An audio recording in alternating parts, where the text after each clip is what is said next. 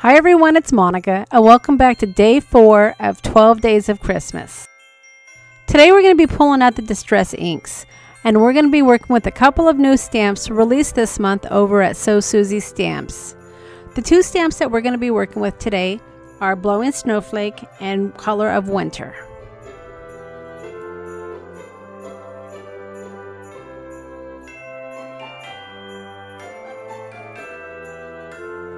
I'm going to be stamping both images with Versamark, and I'm going to be using clear embossing powder so that my images will resist the ink.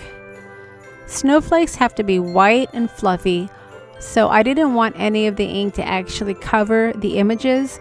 I wanted them to look pure and crisp.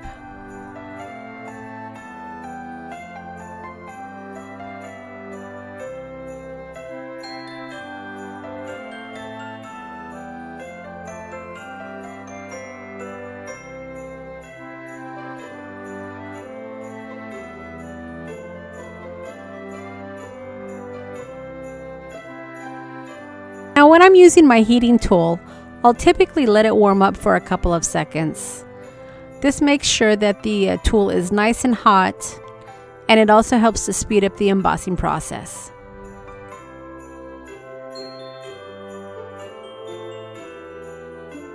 The two distress inks I'm going to be working with today are Tumbled Glass and Evergreen Bow. Now these two inks work wonderfully together. Whenever I think of a cool, crisp winter day, I always think of a clear blue sky.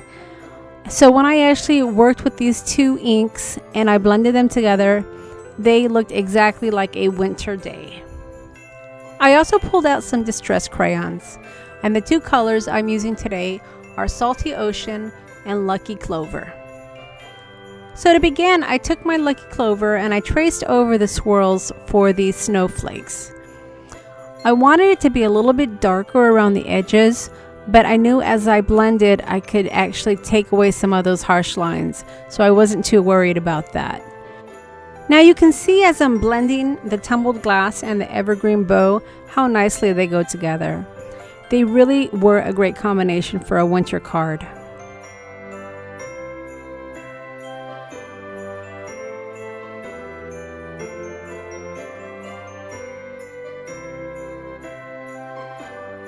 Now I also wanted to have some texture, so I introduced my stencil from Tim Holtz, which is a dot stencil. And this is probably one of my favorite stencils from Tim Holtz. I love the pattern that it creates, and you can do a lot with these dots. For my blending, I'm using a simple baby wipe. The baby wipe has enough moisture to actually move the colors, and it works great to move my distress crayons. Now when I'm creating with stencils, I don't typically have a pattern in mind.